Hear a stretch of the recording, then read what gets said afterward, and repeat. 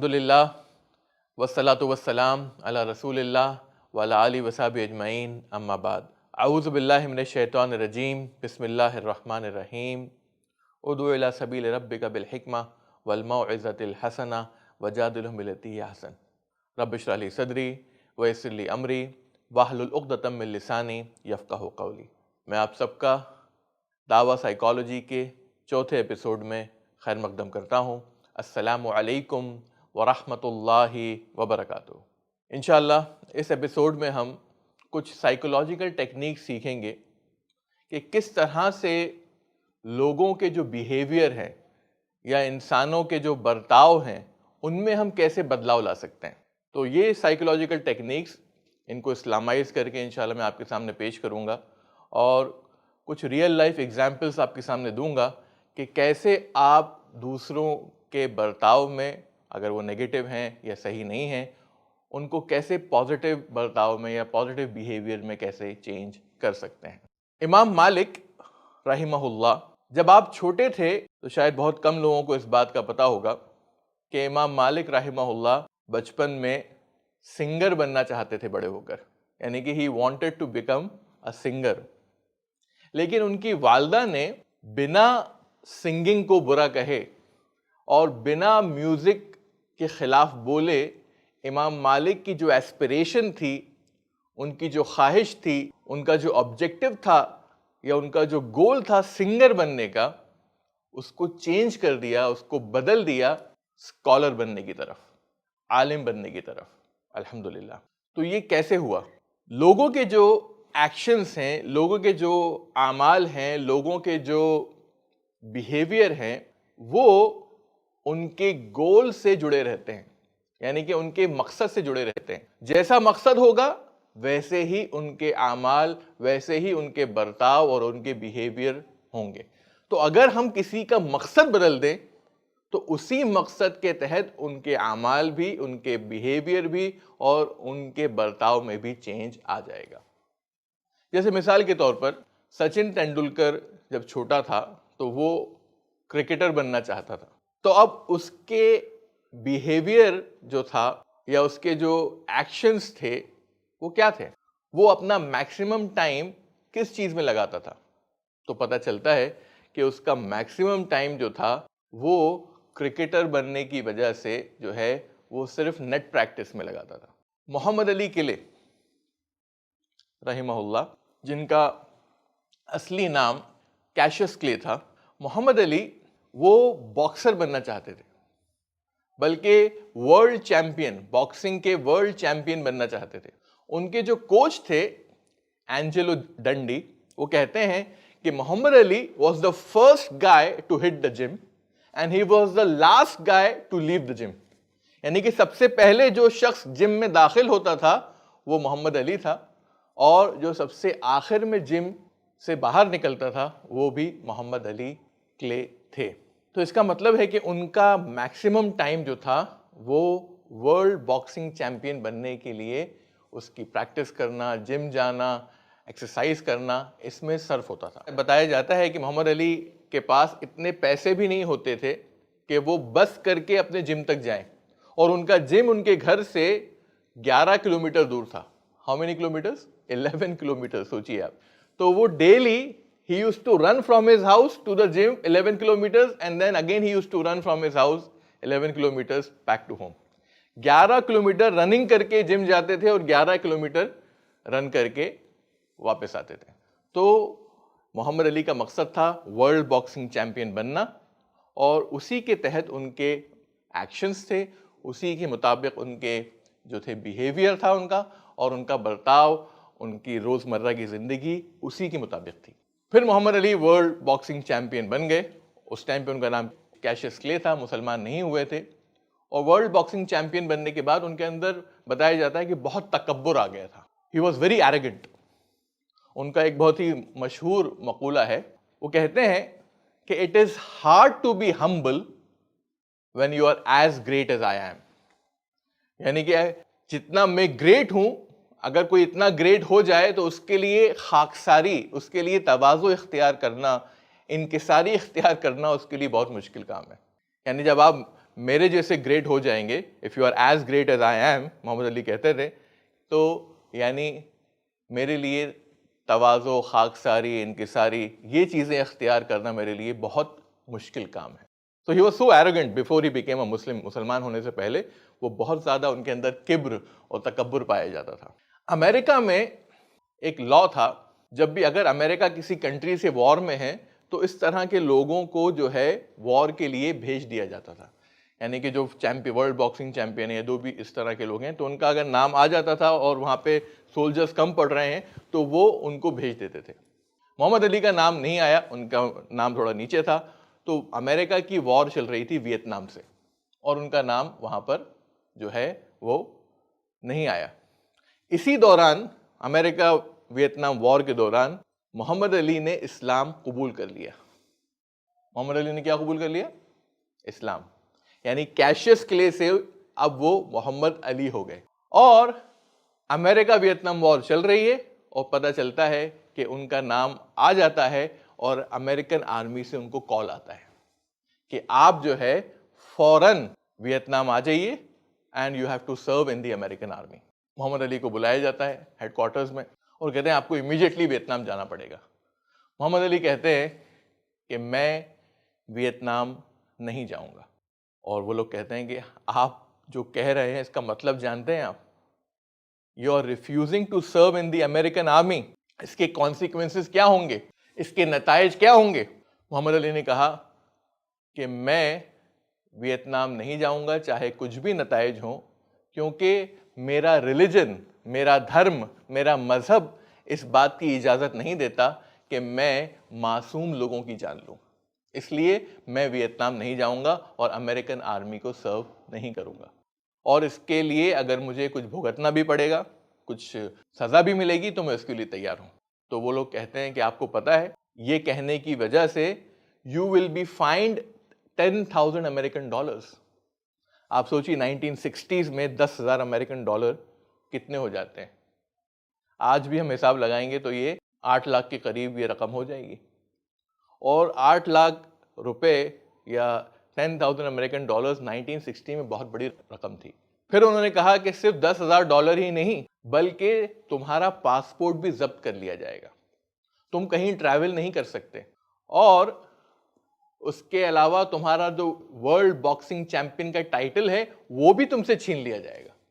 اور صرف یہی نہیں, اس کے بعد پھر تم کہیں فائٹ ہی نہیں کر سکتے. یو کی ناٹ فائٹ ان دا رنگ ان امریکہ, تم امریکہ سے باہر بھی نہیں جا سکتے. محمد علی نے کہا کہ میں 10,000 امریکن ڈالر فائن بھرنے کو تیار ہوں.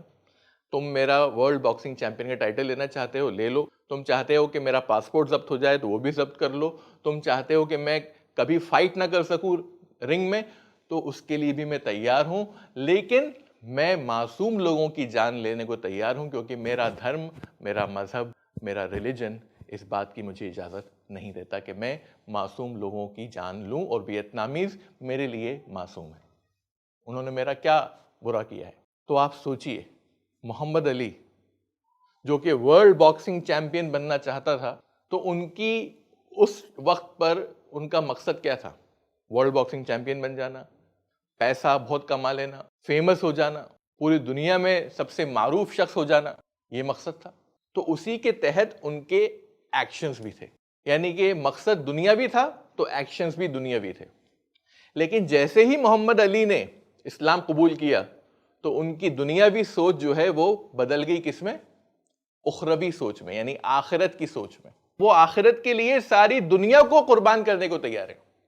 یعنی جنہوں نے پوری زندگی لگا دی پیسہ کمانے کے لیے, ورلڈ باکسنگ چیمپئن بننے کے لیے, فیم حاصل کرنے کے لیے, مشہور ہونے کے لیے, اس نے جب اس کا مقصد بدلا دنیاوی سے اخروی, آخرت والا مقصد جب ہو گیا, تو انہوں نے پیسہ بھی قربان کر دیا, ورلڈ باکسنگ چیمپئن ٹائٹل بھی قربان کر دیا, اور ایون جو لڑنا تھا یعنی فائٹ کرنا وہ تک قربان کر دیا کہ میں وہ, حالانکہ اپنے ہی was at the peak of his career, ان کے کریئر کا جو پیک تھا اس پہ تھے وہ, اور انہوں نے ہر چیز قربان کرنے کو تیار ہو گئے, کیونکہ اب ان کا مقصد دنیا بھی نہیں تھا بلکہ ان کا مقصد اب اخروی ہو گیا تھا. ان کا مقصد اب آخرت ہو گئی تھی. آخرت کے لیے انہوں نے ساری دنیا کی چیزوں کو قربان کر دیا.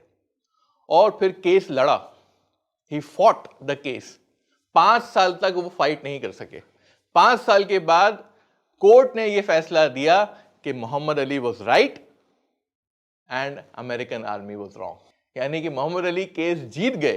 केस जीतने के बाद उनको परमिशन दी गई दोबारा फाइट करने की. He fought in the ring, और रिंग में फाइट करने के बाद ही again became the world boxing champion. अल्हम्दुलिल्लाह. तो आप सोचिए, अल्लाह के लिए उन्होंने ये सारी कुर्बानियां दी, आखिरत के लिए उन्होंने ये सारी कुर्बानियां दी, और ये सारी कुर्बानियां देने के बाद अल्लाह ताला ने उनको कॉम्पनसेट भी कर दिया, माशाअल्लाह. तो जैसा कि मैंने कहा, चेंजिंग पीपल्स बिहेवियर, लोगों के बिहेवियर को अगर आपको बदलना है तो उनके क्या करना पड़ेगा, हमको उनके मकसद को चेंज करना पड़ेगा. क्योंकि लोगों के जो बिहेवियर्स होते हैं वो उनके गोल से लिंक्ड रहते हैं, यानी कि उनके मकसद से जुड़े हुए रहते हैं. जैसा मकसद होगा वैसे ही अमाल, वैसे ही बर्ताव, वैसा ही बिहेवियर जो है वो होगा. तो जैसे ही मोहम्मद अली का मकसद चेंज हुआ, उनका बिहेवियर, उनका बर्ताव और उनके एक्शंस जो थे वो भी उसी के मुताबिक हो गए, अल्हम्दुलिल्लाह. इसी तरह इमाम मालिक की वालदा, इमाम मालिक सिंगर बनना चाहते थे रहमहुल्लाह, लेकिन उनकी वालदा ने बिना म्यूजिक को बुरा भला कहे, बिना सिंगिंग के खिलाफ बोले, उन्होंने धीरे धीरे जो है इमाम मालिक का जो मकसद था सिंगर बनने का, उसको चेंज कर दिया स्कॉलर बनने में. किस तरह? इसी तरह उन्होंने क्या किया, वो इमाम मालिक जब छोटे थे तो उनको डेली मस्जिद ले जाने लगी. फिर उनको कपड़े दिला दिए इमाम वाले, इमाम के जो कपड़े दिलाते. जैसे अगर हमारे बच्चे डॉक्टर बनना चाहते हैं तो क्या होता है, हम डॉक्टर का सेट ला के दे देते हैं उनको, वाइट कोट ला के दे देते हैं उनको, चश्मा ला के दे देते हैं उनको, स्टेथोस्कोप ला के दे देते हैं. तो they enjoy because you want them to become doctors. आप चाहते हैं कि आपका बेटा डॉक्टर बने तो आप डॉक्टर सेट ला के दे देते हैं. इसी तरह कोई पुलिसमैन बनना चाहता है तो पुलिसमैन का कपड़ा ला के देते. तो इमाम मालिक की माँ ने शेख के कपड़े ला के दिए, इमाम के, खतीब के कपड़े ला के दे दिए. और जब इस तरह के कपड़े ला के दिए उनको, तो वो शौक जो पैदा हुआ उनके अंदर कि डेली मस्जिद जाना, स्कॉलर्स की तरबियत में रहना, स्कॉलर्स के साथ में रहना, मस्जिद में ज़्यादा वक्त गुजारना. फिर इमाम मालिक की माँ क्या करती थी, उनको मिंबर पे खड़ा कर देती थी. जैसे इमाम खड़ा होता है मिंबर के ऊपर, ऐसे मिंबर पे खड़ा कर देती थी उनको. और अल्हम्दुलिल्लाह अल्हम्दुलिल्लाह धीरे धीरे जो उनका मकसद था सिंगर बनने का, वो बदल गया स्कॉलर बनने में. और अल्हम्दुलिल्लाह इमाम मालिक रहमहुल्लाह इमाम मालिक बने और उन्होंने रूल किया कि म्यूज़िक इज़ हराम. आप सोचिए, जो इंसान सिंगर बनना चाहता था वो आलिम बन गया, और आलिम बनने के बाद उसने ये फतवा दिया कि म्यूज़िक इस्लाम में हराम है. अल्हम्दुलिल्लाह. तो इमाम मालिक की माँ ने जो टेक्निक इख्तियार की, हमारी सारी माएँ जो है अल्हम्दुलिल्लाह वो टेक्निक अपने बच्चों पर इख्तियार कर सकती हैं. कि जब आप देखें कि आपके बच्चे का मकसद क्या है, क्या गोल है, आप उसके गोल बदल दीजिए, उसके अमल, उसका बर्ताव, उसका बिहेवियर, उसकी रोज़मर्रा की ज़िंदगी उसी के मुताबिक हो जाएगी इंशाल्लाह. तो ये अपने आप में एक बहुत बड़ी चीज़ है, चेंजिंग पीपल्स बिहेवियर, जो कि हमारा ये एपिसोड है कि हम कैसे लोगों के बर्ताव को चेंज करें नेगेटिव से पॉजिटिव की तरफ. तो उसके लिए जो पहली टेक्निक है वो ये है कि आप अगर गोल चेंज करेंगे तो बर्ताव अपने आप उसके मुताबिक हो जाएगा. चेंजिंग पीपल बिहेवियर के तहत जो दूसरी टेक्निक है वो है थिंकिंग हाईली ऑफ पीपल, यानी लोगों के बारे में अच्छा सोचना, लोगों के बारे में पॉजिटिव सोचना. इससे क्या होता है, लोगों में पॉजिटिव चेंजेस महसूस होते हैं. अगर आप पॉजिटिव सोचेंगे उनके बारे में तो आपको पॉजिटिव बदलाव उनके अंदर नजर आएगा. एक रियल लाइफ एग्जांपल आपको मैं देता हूं. There was a class of Fehling students. एक क्लास थी जिसमें स्टूडेंट्स जो थे वो फेल होते रहते थे, बहुत खराब रिजल्ट था उसका.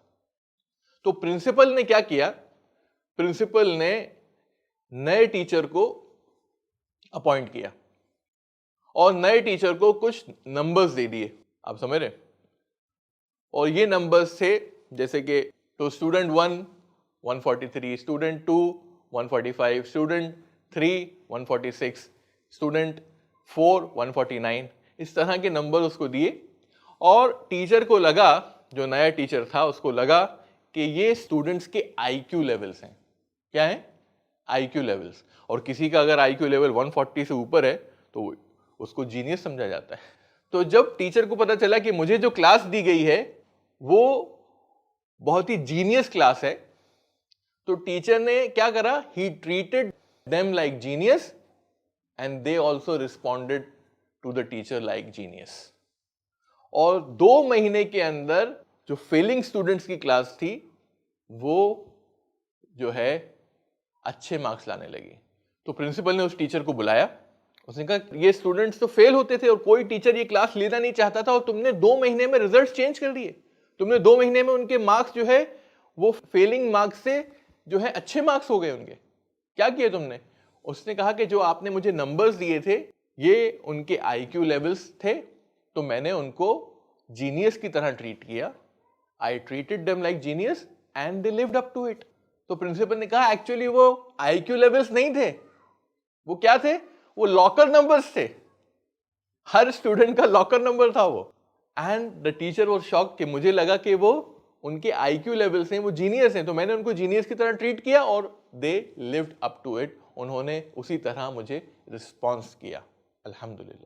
تو آپ سوچئے کہ اگر آپ کسی کے بارے میں پازیٹیو سوچتے ہیں, اچھا سوچتے ہیں, تو سامنے والا بھی پازیٹیو رسپانس دیتا ہے اور اس کے اندر پازیٹیو چینجز جو ہے دکھائی دیتے ہیں, نظر آتے ہیں. بیٹل آف بدر, جنگ بدر میں نبی کریم صلی اللہ علیہ وسلم کہتے ہیں کہ میں دیکھ رہا تھا کہ کہیں کوئی ایسا صحابی تو نہیں ہے جو بہت زیادہ ینگ ہو اور وہ جنگ میں حصہ لے رہا ہو, کیونکہ میں نہیں چاہتا تھا کہ بہت کم عمر کے لوگ جو ہیں وہ جنگ میں حصہ لیں. عبداللہ ابن مسعود کہتے ہیں رضی اللہ عنہ کہ میں چھپ رہا تھا نبی کریم صلی اللہ علیہ وسلم سے, I was hiding myself, کہ کہیں نبی کریم صلی اللہ علیہ وسلم مجھے نہ دیکھ لے اور یہ نہ کہہ دیں کہ عبداللہ ابن مسعود رضی اللہ عنہ تم جو ہے جنگ بدر میں حصہ نہیں لے سکتے. تو جنگ بدر میں بہت سے ینگ صحابہ نے جو ہے حصہ لیا, بہت سے نوجوان صحابہ نے حصہ لیا ماشاءاللہ. لیکن نبی کریم صلی اللہ علیہ وسلم چاہتے تھے کہ ایسا نہیں کہ بہت زیادہ 8-9 سال کے بچے نہیں حصہ لے لیں گے, تو ان کو وہ اسپاٹ کر رہے تھے. عبداللہ ابن مسعود چھپ رہے تھے کہ مجھے نہ دیکھ لیں, اور ایسا نہیں کہ مجھے منع کر دیں نبی کریم صلی اللہ علیہ وسلم.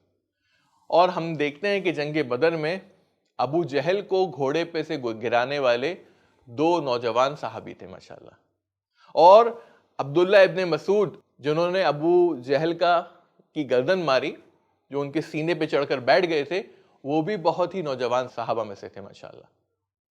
تو آپ دیکھیے آج ہماری جو نوجوان جنریشن ہے وہ تو بڑی نہیں ہوتی جب تک کہ 18 سال کی نہ ہو جائے.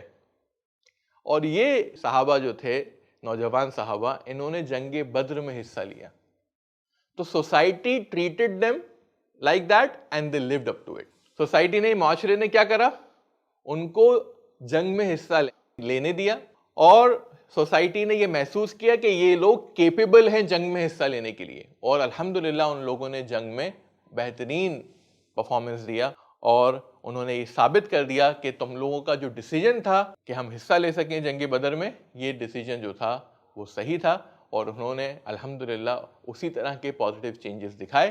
تو جیسا آپ if you think high of people, اگر آپ لوگوں کے بارے میں پازیٹیو سوچیں گے, ان کے بارے میں اونچا سوچیں گے, تو لوگ پھر اسی معیار کے مطابق اپنا جو ہے بیہیویئر, اپنے اعمال جو ہے ان کے اندر بدلاؤ لے کر آئیں گے. تو یہ جو تھی یہ دوسری ٹیکنیک تھی جو ہم نے سیکھی چینجنگ پیپلز بیہیویئر کے تعلق سے, یعنی کہ کیسے لوگوں کا برتاؤ چینج کیا جائے. اور ہم نے دیکھا پہلی ٹیکنیک تھی کہ لوگوں کے جو بیہیویئرز ہوتے ہیں, لوگوں کے جو برتاؤ ہوتے ہیں, لوگوں کے جو اعمال ہوتے ہیں, وہ کس چیز سے جڑے ہوتے ہیں, ان کے مقصد سے. تو اگر ان کا مقصد بدل دیا جائے تو ان کے اعمال بھی ویسے ہی ہو جائیں گے. دوسری ٹیکنیک سیکھی ہم نے تھنکنگ ہائیلی آف پیپل, لوگوں کے بارے میں اونچا سوچنا, پازیٹیو سوچنا. تو اگر آپ کسی کے بارے میں پازیٹیو سوچیں گے, اچھا سوچیں گے, اونچا سوچیں گے, تو لوگ پھر اسی کے مطابق جو ہے رسپونڈ کریں گے, اور ان کے اندر پازیٹیو چینجز جو ہیں, بدلاؤ جو ہیں, وہ آپ کو نظر آئیں گے. تیسری ٹیکنیک جو ہے وہ ہے making the problem feel easy to overcome. یعنی کہ کوئی بھی بہت بڑا مسئلہ ہے, کوئی شخص آپ کے پاس آتا ہے, ارے میں بہت پرابلم میں ہوں, میرے ساتھ ایسا میٹر پیش آ گیا ہے, میرے ساتھ اتنی پرابلم پیش آ گئی, تو اس میٹر کو آپ جو ہے بہت بڑا ایشو مت بنائیے. آپ کو کام ڈاؤن, بیٹھو آرام سے, ہم جو ہے اس کو بیٹھ کر سالو کریں گے. تو کسی بھی پرابلم کو آسانی سے ہینڈل کرنا، پریشر میں نہ آنا، کول اور کام ایٹیٹیوڈ سے کام لینا، اس سے بہت فائدہ ہوتا ہے. جیسے کہ مثال کے طور پر جب کوئی بچہ گر جاتا ہے تو کیا کرتا ہے وہ؟ سب سے پہلے روتا ہے؟ نہیں، رونے سے پہلے بھی وہ کچھ کرتا ہے. کیا کرتا ہے؟ جیسے ہی بچہ گرتا ہے تو سب سے پہلے وہ اپنے ماں باپ کے چہروں کی طرف دیکھتا ہے. تو اگر ماں باپ میں سے کسی نے کہا ارے میرا بچہ، اور وہ پینک کیا انہوں نے، تو بچہ فوراً رونے لگتا ہے. پھر اس کا رونا شروع ہوتا ہے کیونکہ ماں گھبرا گئی. لیکن اگر بچہ گرتا ہے اور دیکھتا ہے کہ کچھ بھی نہیں ہوا اور ابا نے کہا چلو کوئی بات نہیں اٹھو، تو پھر بچہ روتا نہیں ہے اور اٹھ جاتا ہے. تو اسے ہم کہتے ہیں making the problem feel easy to overcome. یعنی کہ اگر کوئی پرابلم لے کے آپ کے پاس آتا ہے تو آپ اس کو اور بڑی پرابلم مت بنائیے، بلکہ اس پرابلم کو کم کرنے کی کوشش کیجیے اور اس کو ڈھارس دیجیے کہ انشاءاللہ ہم اس پرابلم کو جو ہے چینج کریں، اس پرابلم کو سالو کریں گے. یعنی کہ جب آپ اس طرح کا رسپانس دیں گے اگر ان کو، تو آپ دیکھیں گے کہ ان کے اندر پازیٹیو چینجز آئیں گے اور ان کا جو گھبرائے ہوا ایٹیٹیوڈ ہوگا وہ اپنے آپ شانت ہو جائے گا، کام ہو جائے گا انشاءاللہ. تو ہم نے اس ایپیسوڈ میں 3 ٹیکنیک سیکھیں بیہیویئر بدلنے کے لیے. پہلی ٹیکنیک، گول اگر چینج کریں گے تو ایکشنز ویسے ہی اس کے مطابق ہو جائیں گے. دوسری ٹیکنیک، لوگوں کے بارے میں اونچا سوچنا، اونچا سوچیں گے تو لوگ اسی معیار کے مطابق جو ہے آپ کے ساتھ برتاؤ کریں گے اور ان کے اندر پازیٹیو چینجز آپ محسوس کریں گے. اور تیسری چیز، اگر کوئی انسان بہت بڑی پرابلم لے کر آپ کے پاس آتا ہے تو آپ اس پرابلم کو اور میگنیفائی کرنے کے بجائے، اس کو اور یہ بتانے کے بجائے کہ یہ بہت بڑی پرابلم ہے، آپ کیا کریے؟ آپ اس کو بیٹھیے، اس کو پازیٹیولی ہینڈل کیجیے. اس پرابلم کو جو ہے میگنیفائی مت کیجیے، اس پرابلم کو بڑا مت بتائیے، بلکہ اس پرابلم کو کہیے کہ انشاءاللہ ہم اس کو سالو کریں گے، کوئی اتنی بڑی بات نہیں ہے. یہ لوگوں کے ساتھ تو پرابلمس ہوتی رہتی ہیں اور یہ انہی پرابلم میں سے ایک پرابلم ہے جو آپ کے ساتھ ہو رہی ہے اور اس کا آسانی سے ہم جو ہے حل نکال سکتے ہیں. تو آپ دیکھیں گے کہ سامنے والے کے اندر آپ کے پازیٹیو ایٹیٹیوڈ کی وجہ سے اس کے اندر پازیٹیو چینجز آئیں گے.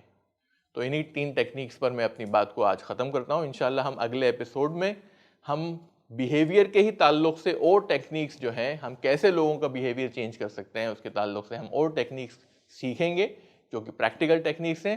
آخر میں یہی کہوں گا کہ آپ ان ٹیکنیکس کو جو ہے اپلائی کیجئے. آپ جیسے ہی ان ٹیکنیکس کو اپلائی کریں گے انشاءاللہ اللہ تعالیٰ کی طرف سے آپ دیکھیں گے کہ سامنے والے کے اندر جو ہے ریزلٹس آپ کو محسوس ہوں گے. تو کرنا کیا ہے؟ اپلائی کرنا ہے. وآخر دعوانا ان الحمدللہ رب العالمین. ایسے ہی اور ویڈیوز بنانے میں ہماری مدد کریں.